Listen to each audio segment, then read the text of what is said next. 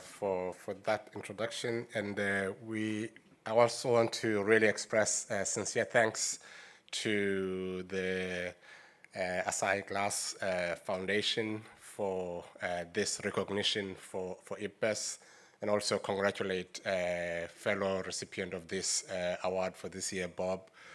Congratulations. And thank you all of you too for coming this afternoon and taking part of your weekend to join us for this lecture. I will reflect very briefly on a couple of things this afternoon. One, on the history of Ipbes and why Ipbes, basically, is working in this space and the contribution that Ipbes has made. But also I want to take an example just to reflect and give us perhaps some inspiration about what is possible if we take time to really invest ourselves intentionally to change the course of direction in the world that we live in today. Firstly, why does biodiversity matter? We know that biodiversity is the variety of life on Earth, but why is it important? I think it's important because, one, biodiversity contributes significantly to a lot of things that are important for our existence and our well-being as humans. One, we know that biodiversity contributes to our food. Biodiversity contributes as well to medicines, contributes to many other materials that we use as human beings. The Ipbes assessments have shown that basically more than 2 billion people depend on fuel wood for their direct energy needs. Ipbes assessments have shown that billions of people still depend on natural medicines for their physical well-being. So there are many other examples that show that as humans, we are very much connected to the natural world, and this natural world is good for our well-being. Biodiversity also, or nature also, has got complex ecological processes that support, for instance, good quality of air, produce good quality water, help us provide for much broader needs for humanity, including regulation of climate. For instance, natural systems today absorb or capture about 60% of the carbon emissions that we produce as humans. And if we think about it, if we continue to degrade these systems and they lose their ability to regulate a number of these, processes, then our life on Earth is actually in danger. But biodiversity also has got other less tangible but really important values. For instance, many of us appreciated these more so during COVID when we were locked up in our houses. And as soon as we got the opportunity to go out and connect with nature, that's when we started to appreciate this value, of being, inspired by nature, of being out, in the natural environment and connecting with things that give us a sense of place, things that give us a sense of cultural identity, things that basically make us who we are as humans.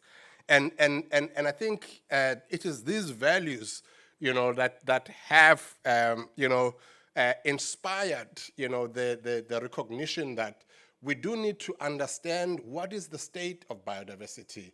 We also need to understand what is the impact that we as humans are having on biodiversity. And it is what led, among other things, to the establishment of a platform like Ipbes.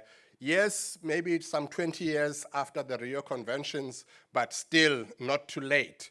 And Ipbes was established in 2012 by about 94 governments, and it has grown now to include over 147 members.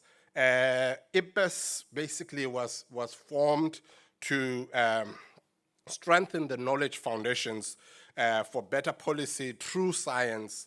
And so the important thing about Ipbes is that it is a science policy platform. It is a platform that is supposed to basically looking at the value of the science that has been conducted over many years, synthesize that information, use that to make policy that, or to inform policy that would then help to improve the conservation and sustainable use of biodiversity. The Secretariat of Ipbes is in Bonn. I think to just reflect on a couple of principles of how Ipbes works. One, Ipbes conducts assessments of scientific knowledge regarding biodiversity at the request of its member states, governments, as well as its stakeholders. Governments basically make requests to Ipbes and say, we would like to know more about this. And Ipbes then formulates a way to basically say, how can we bring together a team of experts that can help to actually help us understand better about a particular theme or topic. And the approach that Ipbes uses is that it takes an interdisciplinary approach from social sciences to humanities and physical or biophysical sciences. We usually have expert teams that include scientists from terrestrial, marine, or inland biodiversity. But I think something that is really special about Ipbes is this inclusion and recognition of indigenous and local knowledge as a way of appreciating other knowledge systems and their contribution to our understanding and management of biodiversity. I think what is important to recognize about Ipbes, and this is something that we always want to emphasize, is that Ipbes provides policy-relevant information, but not policy-prescriptive information. And maybe I can just explain that. What that means is that basically Ipbes does not prescribe to governments about what they should do. Ipbes synthesizes information and presents evidence-based information to governments so that governments can then take decisions that are informed to basically formulate policy and help improve management of natural systems. So how is an assessment in Ipbes conducted, or what does an Ipbes assessment look like?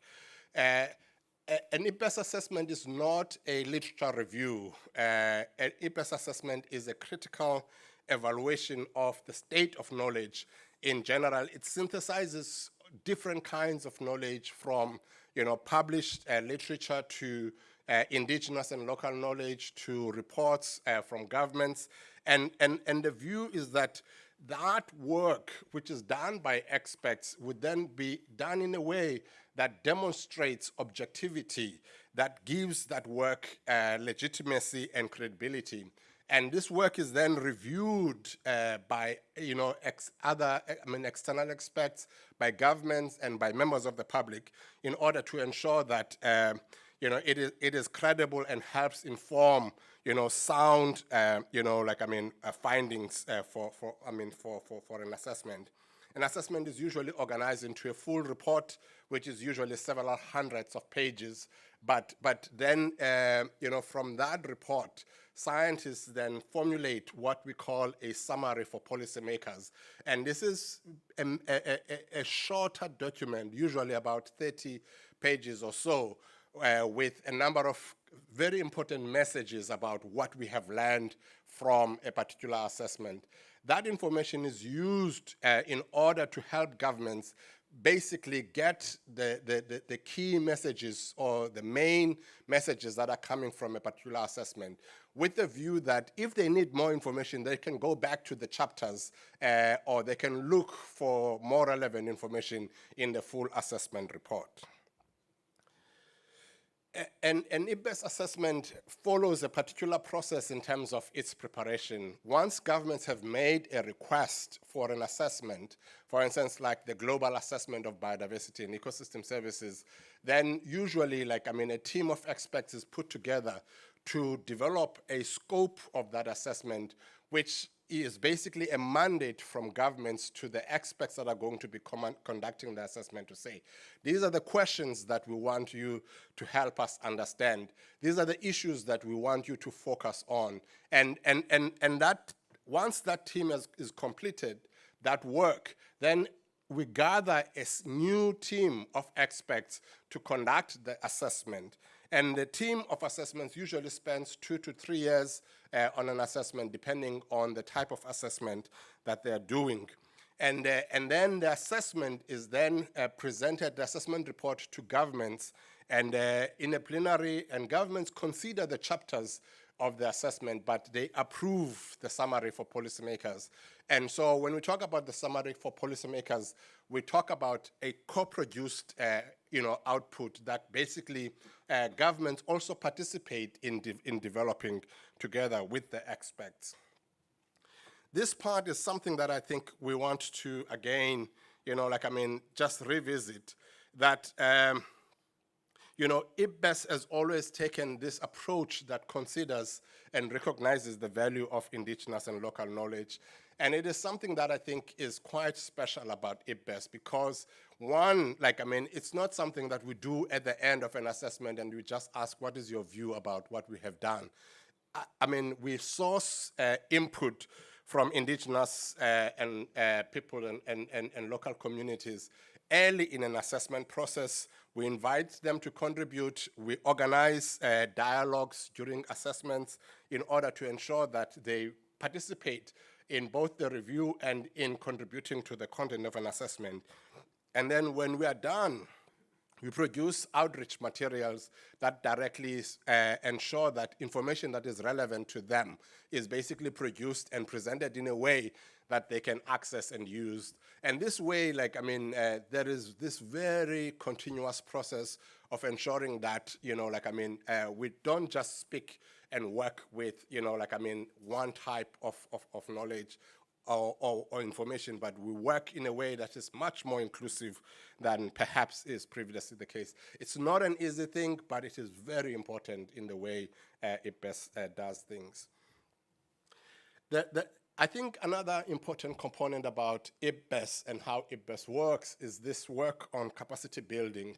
And here, I'll just focus on the fellowship program, which is basically, I think, one of our outstanding, pieces of work. And for each assessment, we usually have a number of dedicated positions for young fellows, which are basically usually early career scientists or postgraduate students or graduate students who basically get appointed and embedded within an assessment, and they learn about these assessment processes early in their career, and they contribute to this work, but it also shapes them in many ways, such that some of them have actually gone to become, experts that are now contributing and leading, chapters in assessments. Some of them have received awards as recognition for their, outstanding work. So it's a very special program for developing, future scientists. What has Ipbes achieved? Ipbes is a very young, science policy platform, but in the last decade of its existence, it has produced basically over 11 reports. And if you think about it, that it takes about 3 years or so to produce each one of those reports, and it takes basically hundreds of experts, for instance, the global assessment, we had over 500 experts, so to gather those experts and be able to have them work together to produce that type of work, is really impressive. In that period, we've been able to pull together more than 2,800 experts who are giving their time for free in order to basically help us understand the state of biodiversity and ecosystem services. And this is something that we appreciate. I want to give, a word of appreciation to Japan and the government of Japan, because in the current assessments, we have probably over 15 experts from Japan who are basically contributing voluntarily, helping us understand, how, our systems function in different ways, and that is something that we will always be appreciative of. Maybe just to touch on one of the reports and give you a flavor of some of the things that usually our assessments, demonstrate. So we had this assessment, which was a very big landmark report for Ipbes, the Ipbes Global Assessment of Biodiversity and Ecosystem Services. It was published in 2019 and has really shaped a lot of the discussion today about, setting, the global targets and the vision for basically a future where people live in harmony with nature because of the science-based content that was coming from a report like this. Over 3 years, over 500 scientists, 15,000 references, responding to 20,000 comments from governments and stakeholders. So it's a lot of work, but, it is, thanks to, that group of scientists led by, the 3 co-chairs of that assessment. They did an outstanding job, and even today, we really reflect with great pride when we look at a report like this. So what did that assessment find? It basically found that, nature is declining at a rate and at a scale that is unprecedented in human history. And that is due primarily to human activities. And basically, when you look at all indicators of the state of nature, everything was in decline. For instance, one of the big numbers that came from this report was that 1 million species of plant and animal out of an estimated 8 million are at the risk of extinction. And if you look on the left to where you're sitting, basically, that is because, we've basically converted or changed, land use to about 75% of the area, in basically the last 50 years. And only 3% of the ocean is considered, wild. And 85% of wetlands have been lost. All of these changes that, this report showed were basically driven by just a handful of major drivers, but top among them were land use change and overexploitation of resources. So if you look at that, basically as humans, we are responsible for driving a lot of, change, on planet Earth. The second major finding of this assessment was that 14 out of 18 categories of nature's contributions to people have declined over the last 50 years. And the 4 or so that have really, been on the increase have really been material contributions, which are basically the things that we are extracting, from nature. Food, energy, true fuel wood, materials that we basically take out from nature. So we've been good at taking out from nature, but we've not really been good at making sure that we are managing resources or managing biodiversity sustainably. And obviously what that, doesn't show here is the fact that, that extraction has not been equitable. So, we're taking out more in other areas and for other, places and whereas, other places are actually not getting enough. And this is something that I think also, when we're thinking about, a future that we desire, we need to be thinking about a future where there's more equitable distribution of resources. So given this picture, and I think this bleak picture that, we see about where we are as humanity in relation to our relationship with nature, the question is, is nature's recovery possible? And I want to perhaps take a focus just to give an example on the African continent, and to give an example, if you look, this is basically an assessment of the state of large mammal populations in African protected areas. in most, parts of the continent. And if you look at the average, basically by 2005, we had lost, about, 60% of the population of large mammals in protected areas in Africa. And if you look right now, basically in the most recent reports, that number is actually closer to 70% right now. And the point about that is that, it basically paints a very dire picture of, how we are managing resources, even in areas where, we still have relatively intact assemblages of large, mammals and mega herbivores. But I want to take an example of just one, species, and I've picked the rhino because it is one of the most difficult animals to manage, and it is an animal that, because of the value that people have attached to the horn, it involves, international criminal syndicates. So when you're dealing with the rhino, you're not just dealing biologically with an animal, in some remote place in Africa, but you're dealing with an animal that basically is connected to international, wildlife crime syndicates. And it's also an animal that is very sensitive, it's very difficult to raise a rhino. But the story of the rhino is very interesting. One, if you look, and I want to just take the two examples of the white rhino and the black rhino. So if you look at the black rhino for first, in around 1960, there were basically close to 100,000 black rhino.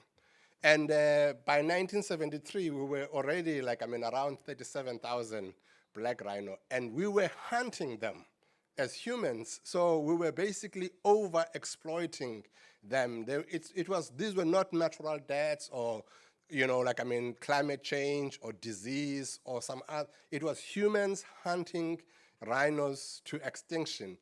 By 1995, basically, we were down to 2,500, or 2,300 rhino.